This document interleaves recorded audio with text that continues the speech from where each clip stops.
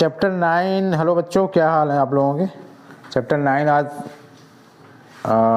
Chapter 9 का introduction start करने जा रहे हैं ना। चैप्टर 9 का इंट्रोडक्शन, डायरेक्ट चैप्टर कहाँ स्टार्ट होता है, तो चैप्टर 9 का इंट्रोडक्शन स्टार्ट करने जा रहा हूँ। और डिटेल में आपको इंट्रो दिया जा चुका है ट्रिग्नोमेट्री का, उसको आपको बहुत ध्यान से समझना है, देखना है। जो उसका वीडियो है ट्रिग्नोमेट्रिक रेशियोज़ का क्या रिलेशन होता है, रेसिप्रोकल रिलेशन है ना, पीबीपी, एसएसबी है ना, पंडित बद्री प्रसाद, ये सारा मैंने सब बताया हुआ है। अब आपको इस चैप्टर 9 में एप्लीकेशन ऑफ ट्रिग्नोमेट्री, जो चैप्टर 9 है, इसमें बेसिकली करना क्या है, तो इसमें 2-3 चीज़ें हैं वो आप समझ लीजिए। ये लाइन ऑफ साइट आप देख रहे हो, ये मैंने यहाँ एंगल ऑफ एलिवेशन लिखा है, हॉरिजॉन्टल लाइन भी यहाँ पर लिख देते हैं, हॉरिजॉन्टल। तो 3 चीज़ें मैं आपको बताता हूँ। हॉरिजॉन्टल लेवल, तो हॉरिजॉन्टल लेवल जैसे मान लीजिए ऑब्जर्वर ये स्टैंडिंग सिचुएशन पर है, ऑब्जर्वर का जो हेड है वो मान लेते हैं यहाँ पर है, यानी हेड और आइज, हेड में ही तो आई होता है ना, आइज फेस पे ही रहता है, तो ये उसके हेड का जो है नॉर्मल लेवल है, हॉरिजॉन्टल लेवल हो गया। हॉरिजॉन्टल लेवल एक नॉर्मल लेवल होता है, किसी भी ऑब्जर्वर का एक नॉर्मल लेवल होता है, ठीक है। और उस हॉरिजॉन्टल लेवल से, अब ये लाइन ऑफ जो साइट आप देख रहे हो, उस ऑब्जर्वर को किसी ऑब्जेक्ट को देखने के लिए, किसी भी ऑब्जर्वर को किसी भी ऑब्जेक्ट को देखने के लिए जो अपना हेड उसको उठाना होगा, यानी वो जो है नॉर्मल जो सिचुएशन से जो सिचुएशन क्रिएट होगी किसी भी ऑब्जेक्ट को देखने के लिए, वो लाइन जो है लाइन ऑफ साइट कहलाती है, ठीक है। एंगल ऑफ एलिवेशन वो पॉइंट है, एंगल ऑफ एलिवेशन वो पॉइंट है जो कि हॉरिजॉन्टल लेवल से लाइन ऑफ साइट में बनता है, एंगल ऑफ एलिवेशन, ठीक है। तो हॉरिजॉन्टल लेवल हो गया, एंगल ऑफ एलिवेशन आपने देखा, हॉरिजॉन्टल लेवल आपका हो गया, नॉर्मल लेवल हो गया, किसी भी ऑब्जर्वर का नॉर्मल जो लेवल है, हेड का जो नॉर्मल लेवल है वो हॉरिजॉन्टल लेवल हो गया। किसी भी ऑब्जेक्ट को देखने के लिए उस ऑब्जर्वर को अपना हेड रेज करना पड़ेगा, तो लाइन ऑफ साइट प्रिपेयर हो गई। और एंगल ऑफ एलिवेशन क्या है, एंगल ऑफ एलिवेशन एक पॉइंट है जो कि हॉरिजॉन्टल लेवल और लाइन ऑफ साइट से प्रिपेयर होता है, इतनी सी बात है। तो आपको नीचे से ऊपर को देखना है, यानी आप इस पोजीशन पर हैं और अगर आपको ऊपर कुछ देखना है तो आपके आइज पर जो एंगल फॉर्म होता है वो होता है एंगल ऑफ एलिवेशन। तो horizontal level, angle of elevation और लाइन ऑफ साइट। ये ऑब्जर्वर मान लीजिए यहाँ पर है, वो ऑब्जर्वर काइट को देखने के लिए अपने हेड को रेज करेगा और उसके आइज पर जो एंगल फॉर्म होगा वो एंगल ऑफ एलिवेशन होगा, जो भी एंगल फॉर्म होगा, ठीक है। तो ये एंगल ऑफ एलिवेशन की कहानी मैंने बताई। अब इसी तरह से एंगल ऑफ डिप्रेशन का क्या है, मान लीजिए कोई ऑब्जर्वर किसी हाइट पर है, मान लीजिए, ठीक है ना, बी पोजीशन पर ऑब्जर्वर की सिचुएशन दिखाई गई है। बी पॉइंट पर किसी भी ऑब्जर्वर की पोजीशन है और वो ऑब्जर्वर ग्राउंड लेवल पर, यहाँ पर वो किसी बॉल को देखना चाहता है, तो उस ऑब्जर्वर की जो हॉरिजॉन्टल सिचुएशन होगी, यानी हेड की जो नॉर्मल सिचुएशन है वो क्या होगी, ये बी ए मैंने लिख दिया यहाँ पर, नहीं मैंने नहीं किया, यहाँ पर जो है उसके हॉरिजॉन्टल लेवल, इस ऑब्जर्वर बी पॉइंट पर जो ऑब्जर्वर है, इस ऑब्जर्वर की जो नॉर्मल सिचुएशन है वो हॉरिजॉन्टल लेवल कहलाएगा और हॉरिजॉन्टल लेवल बी ए है। लेकिन इस ऑब्जर्वर को यहाँ नीचे की ओर ऑब्जेक्ट यहाँ पर नीचे है, ऑब्जेक्ट ग्राउंड लेवल पर एक कोई ऑब्जेक्ट है, उस ऑब्जेक्ट को देखने के लिए हेड को क्या होगा, उसको नीचे झुकाना होगा और जिससे ये जो है लाइन ऑफ साइट प्रिपेयर हो जाएगी। बी डी यहाँ पर लाइन ऑफ साइट है और ये हॉरिजॉन्टल लेवल है, तो ये लाइन जो बी ए होगा और सी डी पैरेलल लाइन हो जाएंगी और हॉरिजॉन्टल लेवल से लाइन ऑफ साइट के बीच में जो एंगल होता है वो angle of elevation, line of site और एंगल ऑफ एलिवेशन के बीच में जो एंगल होता है, नीचे से ऊपर देखने में एंगल ऑफ एलिवेशन और ऊपर से नीचे की ओर देखने में एंगल ऑफ डिप्रेशन होता है। ऊपर से नीचे की ऑब्जेक्ट को कोई देखना है, अगर ऑब्जेक्ट देखना चाहता है तो उसके आइज पर जो एंगल फॉर्म होगा वो एंगल ऑफ डिप्रेशन होगा। तो ये लाइन ऑफ साइट हो गई, ये हॉरिजॉन्टल लाइन हो गई। तो हॉरिजॉन्टल लाइन और लाइन ऑफ साइट के थ्रू जो एंगल बनेगा, ऊपर से अगर ऑब्जर्वर है नीचे ऑब्जेक्ट को देखना चाहता है तो उसके आइज पर जो एंगल फॉर्म होगा वो angle of depression. BA line और CD लाइन पैरेलल मानी जाएंगी, पैरेलल है ये, क्योंकि ये ग्राउंड लेवल है, ये उसकी हॉरिजॉन्टल लेवल नॉर्मल सिचुएशन है उस ऑब्जर्वर की। तो ये और ये लाइन BA और CD पैरेलल हो जाएंगी ड्यू टू पैरेलल लाइंस, ये और एंगल, ये एंगल, यानी कि ABD और BDC, एंगल ABD और एंगल BDC जो होंगे वो ऑल्टरनेट एंगल होंगे, यानी ये एंगल और ये एंगल इक्वल होंगे क्योंकि लाइंस पैरेलल हैं। ठीक है, ये तो सब आपको मालूम ही है। तो ये दोनों एंगल्स आपके पैरेलल हो गए, इक्वल एंगल हो जाएंगे, ABD और BDC। ठीक है, तो इस तरह से बहुत ही छोटा सा कॉन्सेप्ट है, बस इस पर आपको ध्यान ये रखना है, क्वेश्चन को बहुत ध्यान से पढ़ना है जिससे कि उसका आप करेक्ट फिगर बना लीजिए, क्योंकि अगर आपने करेक्ट फिगर नहीं बनाया तो आपका सॉल्यूशन या जो भी रिक्वायर्ड है रिजल्ट वो भले ही आप सॉल्व करके दिखा दें या प्रूव करके दिखा दें, लेकिन अगर फिगर सही नहीं है तो आपको मार्क्स नहीं मिलेंगे। ये इस टॉपिक की डीमेरिट है, यानी कि अगर आपने फिगर सही नहीं बनाया और आपने आंसर दिखा दिया, कैसे भी करके आंसर दिखा दिया, जो प्रूव करना मांग रहा है वो हाइट इतना प्रूव कर दीजिए, तो वो आपने सब कैसे भी प्रूव कर दिया, लेकिन आपका फिगर सही नहीं बना है तो आपको मार्क्स नहीं मिलने वाले हैं। बस इस चीज़ का ध्यान रखना है। तो आप 2-3 बार क्वेश्चन को पढ़िए जिससे आपको फिगर बनाने में आप बिल्कुल क्लियर फिगर बनाएंगे, सही फिगर होगा, और जब सही फिगर होंगे उसके थ्रू जो सॉल्यूशन आएगा वो भी करेक्ट हो जाएगा, इससे फिर आपको मार्क्स मिलेंगे। ठीक है, तो अब हम 1 बाय 1 कुछ एग्जांपल्स करेंगे और फिर इसके बाद में फिर एक्सरसाइज पर आते हैं। ठीक है, बाकी का मैंने कॉन्सेप्ट पूरा बता दिया है। हम लोग राइट ट्रायंगल ही लेते हैं, आपको मैंने ट्रिग्नोमेट्री में पहले ही बताया है, राइट ट्रायंगल ही लेंगे, और दूसरे ट्रायंगल ऑब्ट्यूस और ये सारे जो भी ऑप्टिक्स ट्रायंगल है ना, ये अक्यूट एंगल ट्रायंगल है, ये सारे ट्रायंगल्स नहीं लेंगे। हम लोगों को राइट ट्रायंगल पर ही ध्यान देना, फोकस करना है। बहुत सारे फिगर में ऐसे बहुत सारे ट्रायंगल्स बनते हैं, हमें ध्यान रखना है कि राइट ट्रायंगल ही उस पर लेना है। अच्छा, बहुत सारे लोगों का ये रहता है कि क्या तुम ध्यान देना है कि क्या क्या इसमें गिवन है, कौन सी साइड दी हुई है और कितनी साइड एंगेज है। अब वो सारा सब क्लियर होगा जब हम कुछ क्वेश्चन करेंगे, कुछ एग्जाम्पल्स करेंगे तो क्लियर हो जाएगा कि कैसे किस टाइप के क्वेश्चन में हम लोगों को सोल्यूशन करना होता है। ठीक है, तो कुछ करते हैं हम लोग एग्जाम्पल्स। ठीक है, एग्जाम्पल नंबर 1, और एग्जाम्पल 1 को मैंने फर्स्ट टाइम क्वेश्चन लिखा नहीं है क्योंकि मैं मान के चल रहा हूँ कि सभी के पास NCERT है, क्योंकि अगर मैं कुछ क्वेश्चन तो इतने बड़े होते हैं कि यहीं तक क्वेश्चन आएगा, सॉल्यूशन करने के लिए फिर फ़ायदा क्या रहा उस क्वेश्चन को लिखें फिर इसका इरेज करें। तो मैंने क्वेश्चन नहीं लिखा है और मैं मान के चल रहा हूँ सभी बच्चों के पास में, सभी के पास NCERT है। और टावर स्टैंड्स, तो क्वेश्चन को पढ़ रहे हैं, a tower stands vertically on the ground, एक टावर है वो ग्राउंड पर है, from a point on the ground which is 15 meter away from the foot of tower. Ground पर किसी पॉइंट से, और किसी पॉइंट से यानी जो पॉइंट है वो 15 मीटर अवे है from the foot of tower. Angle of elevation of top of tower is found to be 60 degree find. अब देखिए क्या है, हम लोग सबसे पहले टावर बनाएंगे। मान लीजिए टावर हो गया और इस टावर का फुट ये होगा, टॉप ये है, तो टावर के फुट से 15 मीटर अवे, टावर के फुट से 15 मीटर अवे, ठीक है, टावर के फुट से 15 meter away. A tower stands vertically on the ground, clear है, ग्राउंड पर है, वर्टिकली स्टैंड कर रहा है, from a point on the ground which is 15। अब यहाँ पर ऑब्जर्वर होगा, यानी कि फुट से 15 मीटर डिस्टेंस पर, फुट से, टावर के फुट से 15 मीटर डिस्टेंस पर कोई जो पॉइंट है उस पॉइंट पर ऑब्जर्वर है, और वो ऑब्जर्वर किसके देख रहा है, उसके टावर के टॉप को देख रहा है। एंगल ऑफ एलिवेशन मतलब टावर के टॉप को देख रहा है, यानी नीचे से ऊपर, मतलब ऑब्जर्वर की आइज पर जो एंगल फॉर्म होगा, angle of elevation top of tower is found to be 60 degree. ये 60 डिग्री है। तो हमें क्या फाइंड करना, find the height of tower. तो find the height of tower, हम लोगों को टावर की हाइट फाइंड करना है, टावर की हाइट फाइंड करना है। नेमिंग कुछ कर दीजिए, ABC, राइट ट्रायंगल है, टावर 90 डिग्री पर ही मानेंगे, है ना, समझ में आया ना।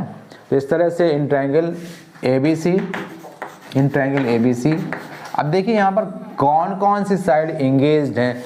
एक तो ये साइड है, हम लेट कर सकते हैं, let height of the tower, let height of the tower be H meter, be H meter, clear. तो इसको एच मीटर कर लिया भाई, एच मीटर है, ठीक है।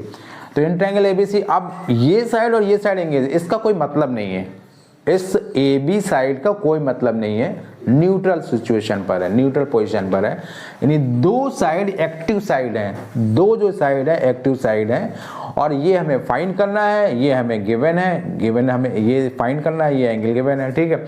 तो हमें AC जो फाइंड करना है, जो हम लोगों ने अज्यूम किया है टावर की हाइट को h मीटर, दो साइड यहाँ एक्टिव हैं, इन्हीं एक्टिव साइड के बिहाफ पर हम लोग T रेशियो लेते हैं। अब परपेंडिकुलर और बेस, परपेंडिकुलर है और बेस है, तो परपेंडिकुलर और बेस से जो रिलेटेड जो रेशियो होता है वो tan का होता है। ध्यान करो, tan theta is equal perpendicular upon base होता है।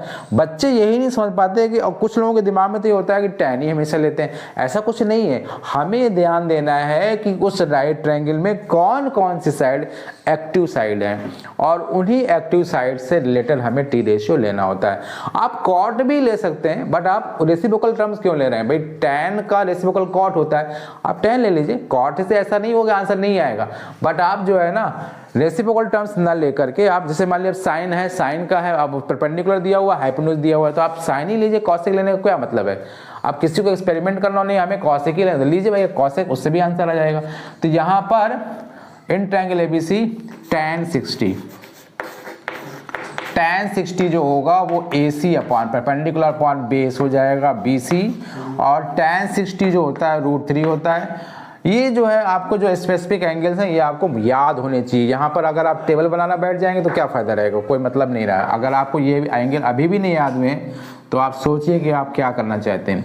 तो AC अपॉन BC, AC हमने H एज्यूम किया है, BC 15 गिवन है, आ गया आपका आंसर। H इज इक्वल क्या होगा, क्रॉस करेंगे ना, क्रॉस करेंगे ना, तो H इज इक्वल क्या हो जाएगा 15√3 मीटर, 15√3 मीटर। हैंस लिखेंगे, हैंस रिक्वायर्ड हाइट ऑफ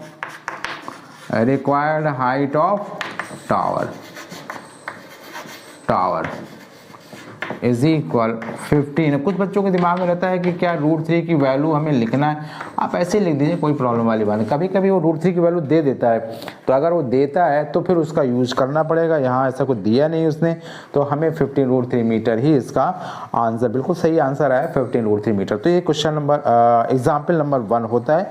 अब हम लोग करेंगे example number 2। Example number 2, electrician has to repair an electric fault on a pole of height 5 meter. जो एक पोल है, जैसा कि फिगर यहाँ आप देख रहे होगे, इलेक्ट्रीशियन को इलेक्ट्रिक फॉल्ट है, रिपेयर करना है उसको, और पोल की हाइट यहाँ पर दी हुई है 5 मीटर। पोल की हाइट यहाँ पर 5 मीटर दी हुई है, पोल की हाइट 5 मीटर दी हुई है, and she needs to reach a point 1.3 metre below the top of pole. अब टॉप ऑफ पोल तो ये है, लेकिन वो जो शी की बात है, यानी जो इलेक्ट्रीशियन है वो फीमेल है ना। अब NCERT फीमेल को जो है ना प्रमोट करती है, ज़्यादातर जितने भी सारे क्वेश्चन है वो फीमेल, हर जगह फार्मर भी फीमेल होती है, इलेक्ट्रीशियन भी देखिए फीमेल हो गई।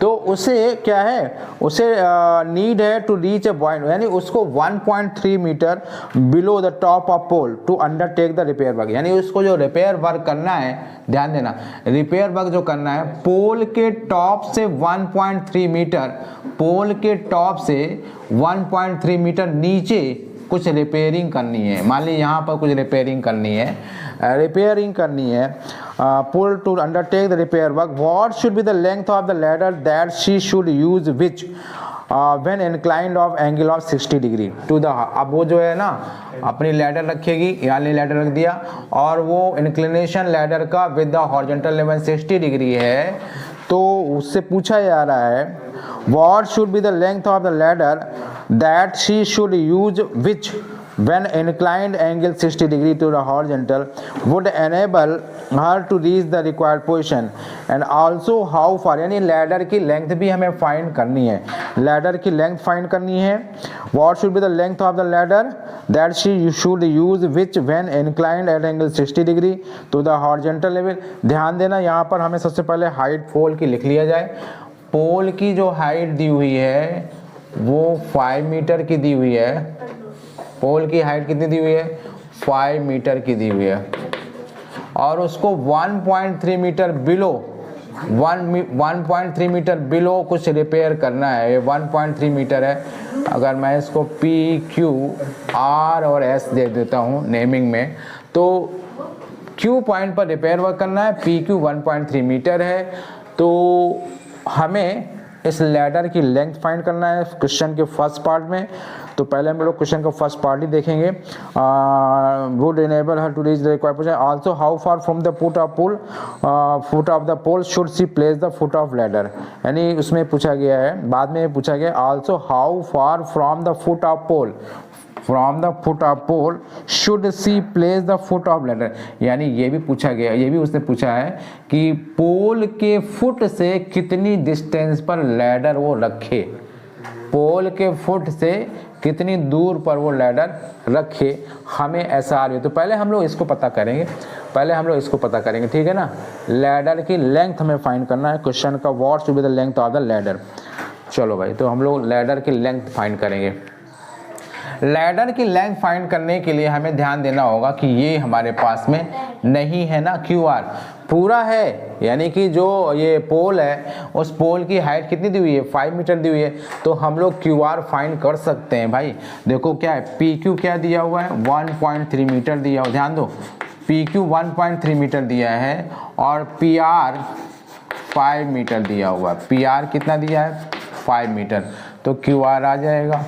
क्यू आर कैसे हो जाएगा, P R minus P Q, यानी 5 माइनस 1.3, 5 माइनस 1.3 तो क्या हो जाएगा 3.7 हो जाएगा, बिल्कुल सही 3.7 हो जाएगा, 3.7 मीटर हो जाएगा, 3.7 मीटर हो जाएगा क्यू आर जो हुआ 3.7 मीटर हो गया, ठीक है, क्यू आर 3.7 मीटर हो गया।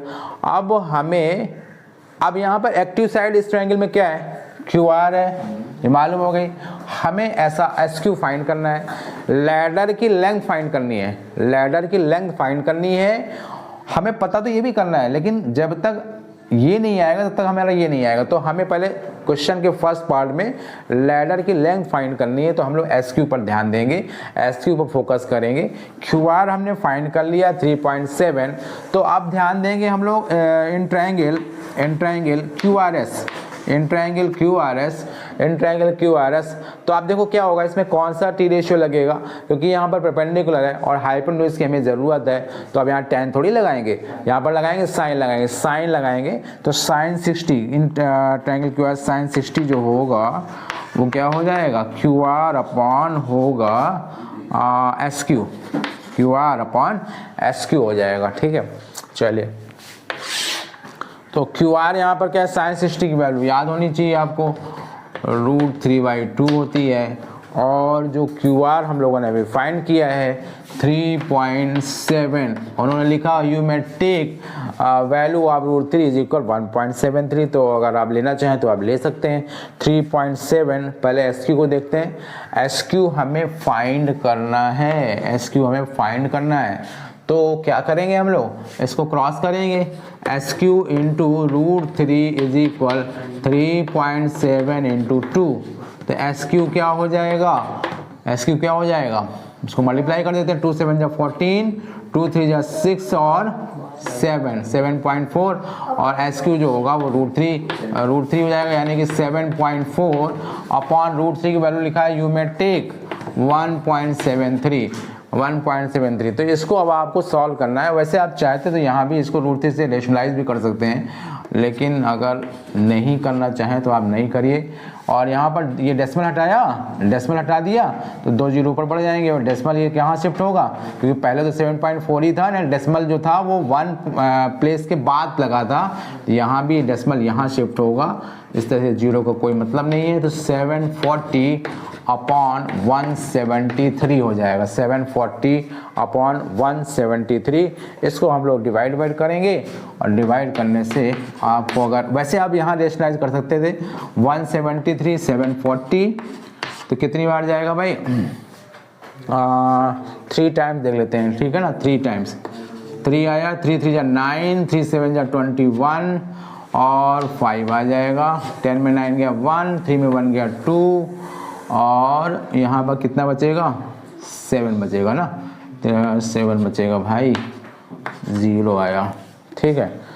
तो कितनी बार जाएगा, 9 टाइम्स चेक करें, 9 टाइम्स चेक कर लेते हैं। 9 3 जा 27, 9 3 जा 27 हुआ, 2 कैरी हुआ, 9 7 जा 63 65 और 9 बन जा,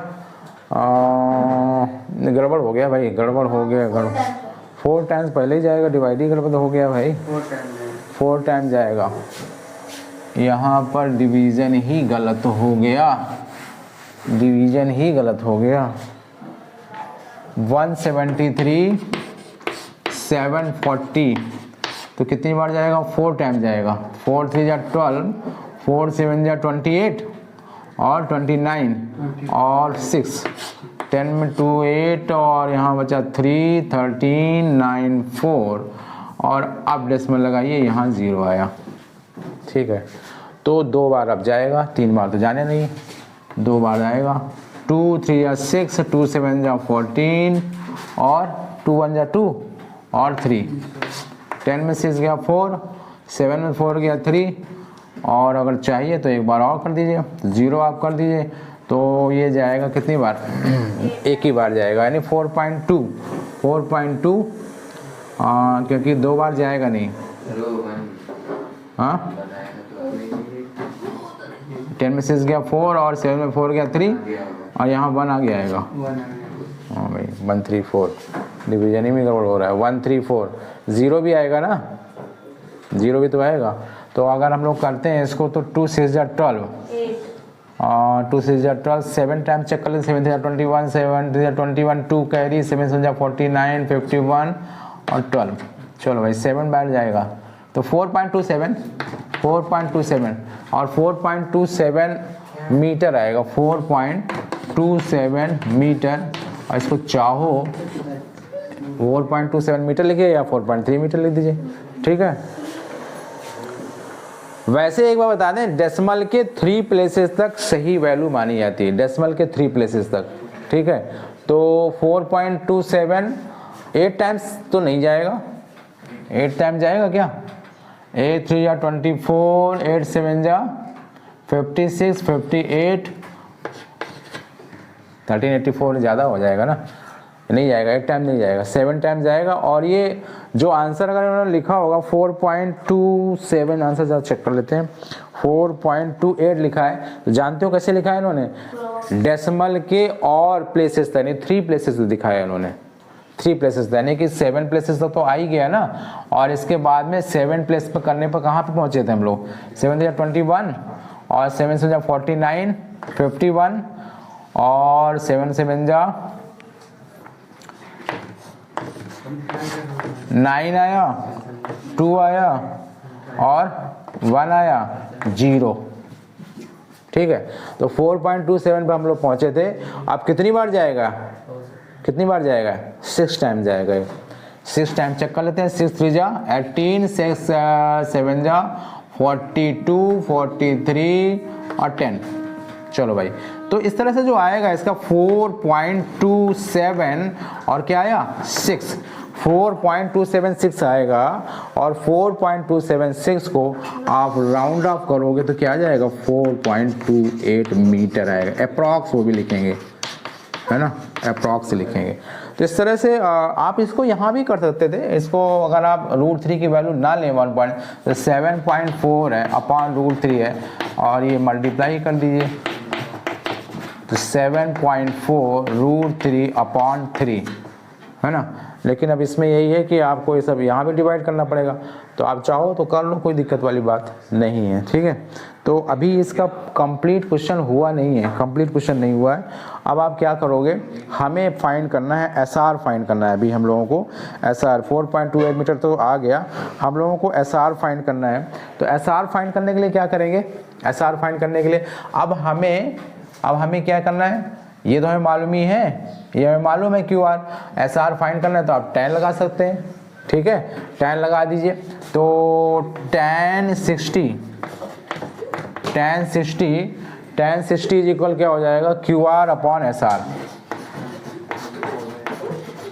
तो tan 60 की वैल्यू क्या होती है, tan 60 की वैल्यू √3।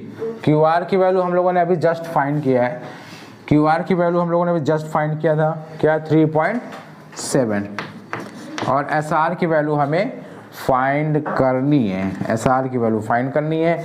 तो अब हमें इसे हटाना पड़ेगा थोड़ा सा, यह देखते हैं इतना स्पेस में। √3 की जो वैल्यू होगी यानी कि हम अभी करेंगे √3 SR is equal 3.7, SR is equal हो जाएगा 3.7 अपॉन √3। तो SR इज इक्वल यहाँ भी हमको काम करना पड़ेगा 1.73 और ये आ जाएगा 3.7 अपॉन 1.73। इसको यहीं पर डेसिमल हटा देते हैं, इसको 2 जीरो बढ़ा दिया और ये आ जाएगा 370 अपॉन 173, 370 अपॉन 173। अब इसको वही करना पड़ेगा, यहाँ पर कर देते हैं। तो 173 है, तो ये 2 बार देख लेते हैं। 2 3 जा 6 होगा, 2 7 जा 14, 3, चलो भाई सही है, 2 टाइम्स। तो ये आया 6 14 3 4 2 डेसिमल 0, कितनी बार जाएगा 173, 10 3 7 6 0 और ये आएगा 3 टाइम्स, 4 टाइम्स जाएगा। 4 3 जा 12, 4 3 जा 12, 4 7 जा 28 29 और 4 6 ज़्यादा हो जाएगा भाई, ठीक है ना। इसमें हम लोग करेंगे 3 टाइम्स, 3 3 जा 9, 3 3 जा 9 और 3 7 जा 21 और 3 1 जा 3 5। अब यहाँ और आगे जाएगा अभी 3 डेसिमल डेसिमल के 3 प्लेसेस तक करना है हमें। 10 में 9 गया 1, 6 में से बन गया 5, 6 में से बन गया 5 और यहाँ पर कुछ बचेगा नहीं है, 0 कर दीजिए एक बार फिर, ठीक है।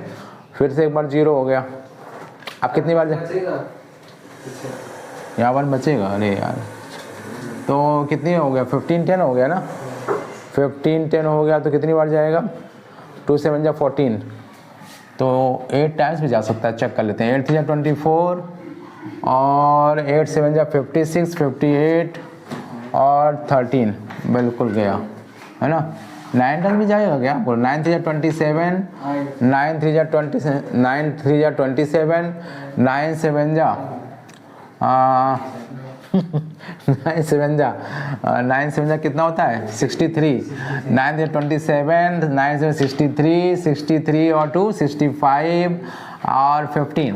चलो भाई, तो ये हम लोग ज़्यादा हो गया मामला, तो 8 तक जाएगा और जब 8 तक जाएगा तो जो आंसर आएगा वो 2.14 आएगा, ठीक है ना। इसीलिए हम लोग डेसिमल के 3 प्लेसेस तक हम लोग फाइंड करते हैं वैल्यूज और फिर राउंड ऑफ करके हम लोग, ये आपको मालूम ही होगा कि लास्ट अगर नंबर 5 है या 5 से मोर है तो इसकी जो प्रीसीडिंग डिजिट होती है उसमें 1 ऐड कर देते हैं। तो इसका जो आएगा SR जो आएगा वो 2.14 मीटर, यानी जो लैडर जो रखेगी वो इस पोल से, इलेक्ट्रिक पोल से कितनी दूर रखेगी, वो 2.14 मीटर दूर रखेगी।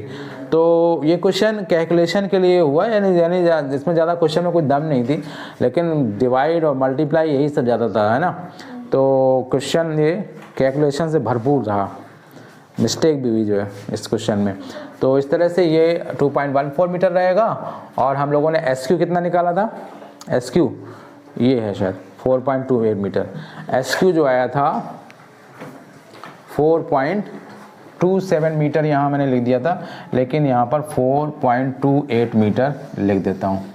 SQ जो आएगा वो 4.28 मीटर है, ठीक है। और जो SR है वो 2.14 मीटर। इस तरह से क्वेश्चन कम एग्जाम्पल आपका कंप्लीट होता है, सेकेंड एग्जाम्पल। और इसके बाद हम लोग करेंगे और एग्जाम्पल, थर्ड, फोर्थ, और मैं देख लेता हूँ उसमें कितने एग्जाम्पल्स हैं, 5 एग्जाम्पल, 6, 7 एग्जाम्पल हैं। ठीक है, चलते करते हैं हम लोग 1 बाय 1। एग्जाम्पल नंबर 3 पर आ जाते हैं। एग्जाम्पल नंबर 3 आपको 2 एग्जाम्पल कराए जा चुके हैं, और एग्जाम्पल नंबर जो 3 है, ऑब्जर्वर की हाइट 1.5 मीटर गिवन है, और वो observer 28.5 meter away, 28.5 meter away from a chimney, यानी जो ऑब्जर्वर है वो 1.5 मीटर टॉल है, 28.5 मीटर दूर खड़ा है चिमनी से, कोई चिमनी है। The angle of elevation of top of the chimney from her, तो पहले चिमनी बनाते हैं, ठीक है, पहले चिमनी बना लेते हैं। मान लीजिए चिमनी ये है और ऑब्जर्वर की सिचुएशन यहाँ कहीं है, तो वो जो ऑब्जर्वर है वो 1.5 मीटर टॉल है, 1.5 मीटर टॉल है। ध्यान देने की बात यह है कि जो ऑब्जर्वर का फुट होगा और चिमनी का जो फुट होगा वो एक ही प्लेन पर होंगे। ऑब्जर्वर के फुट और चिमनी का फुट वो एक ही प्लेन पर होगा। और यहाँ से ऑब्जर्वर, इसको हम लोग यहाँ से, इसको मैं यहाँ पर ज्वाइन कर देंगे। यहाँ पर ऑब्जर्वर, ये हॉरिजॉन्टल प्लेन हो गया, यहाँ से ऑब्जर्वर जो है चिमनी के टॉप को देख रहा है, चिमनी के टॉप को देख रहा है। तो ऑब्जर्वर 1.5 मीटर टॉल है, ये 1.5 मीटर है, 1.5 मीटर, एंड 28.5 मीटर अवे, यानी ये जो डिस्टेंस है, डिस्टेंस ये 28.5 मीटर है, 28.5 मीटर दूर है चिमनी से, ठीक है, 28.5 मीटर दूर है। और एंगल एलिवेशन और टॉप ऑफ चिमनी 45 डिग्री है, 45 डिग्री है, ठीक है। तो हमें पता करना है चिमनी की हाइट, हमें पता करना है चिमनी की हाइट क्या होगी। तो हम इसमें नेमिंग कर देते हैं PQRS T। तो इसमें जो चिमनी है वो RT है, height of chimney, height of chimney, height of chimney वो है RT, हमें RT पता करना है, ठीक है। और जो ऑब्जर्वर है वो P पॉइंट पर खड़ा है, ऑब्जर्वर P पॉइंट पर खड़ा है, और ना ऑब्जर्वर P पॉइंट पर क्या खड़ा है, Q पॉइंट पर है, यानी उसकी जो आइज की सिचुएशन है Q पर है, उसके जो फुट है वो P पर है। यहाँ से वो चिमनी के टॉप को देख रहा है, तो उसकी एलिवेशन हो रहा है, उसकी आइज पर एलिवेशन 45 डिग्री का हो रहा है, हमें पता करना है RT। तो अब ये ट्रायंगल ऐसे कुछ बन नहीं रहा है, ऐसे कोई ट्रायंगल, तो हमें लेना होगा QRS ट्रायंगल, क्योंकि ये तो 90 है ना, ये 90 है यहाँ पर, ठीक है। तो in triangle QRS, in triangle QRS ये 28.5 मीटर है, तो ये भी 28.5 मीटर हो जाएगा, यानी QS वो भी 28.5 मीटर हो जाएगा, क्योंकि PT जब 28.5 मीटर है तो QS भी 28.5 मीटर हो जाएगा, ठीक है।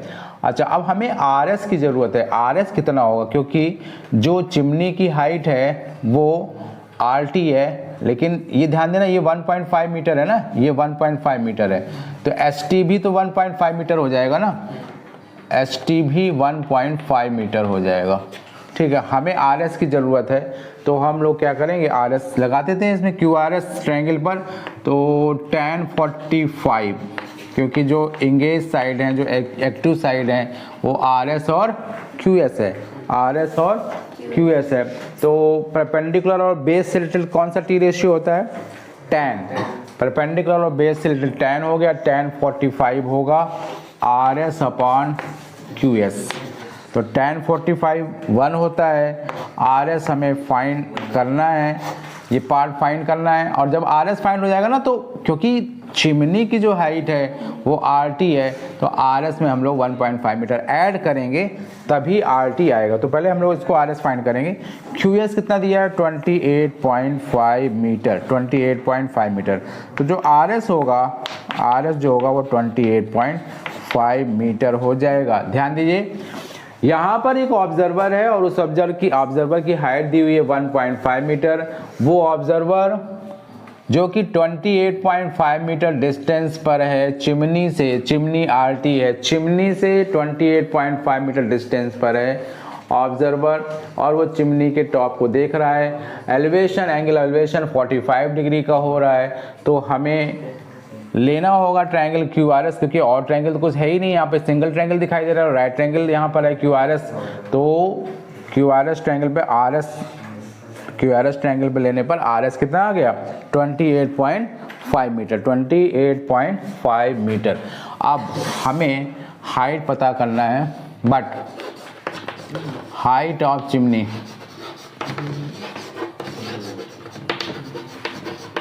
वो आर टी इज इक्वल क्या हो जाएगा, R S plus S T. तो आर एस कितना आया है, 28.5 मीटर प्लस एस टी जो है वो 1.5 मीटर है। इस तरह कितना हो जाएगा, 30 मीटर। ये आपका आंसर आ गया, हाइट, चिमनी की हाइट आ गई, required height of chimney 30 metre आ गई। तो अब मैं देख लेता हूँ 4, 5, 6, 7 शायद इसमें एग्जाम्पल बचते हैं, 4, 5, 6, 7। तो वो हम लोग करेंगे अब नेक्स्ट सेकंड पार्ट पर करेंगे, क्योंकि 2 पार्ट में वीडियो जाएगा ये इंट्रो का, क्योंकि 4, 5, 6 एंड 7 ये अभी एग्जाम्पल्स बचे हैं, तो इनको हम लोग करेंगे नेक्स्ट पार्ट में। ठीक है, तो मिलते हैं हम लोग नेक्स्ट वीडियो में।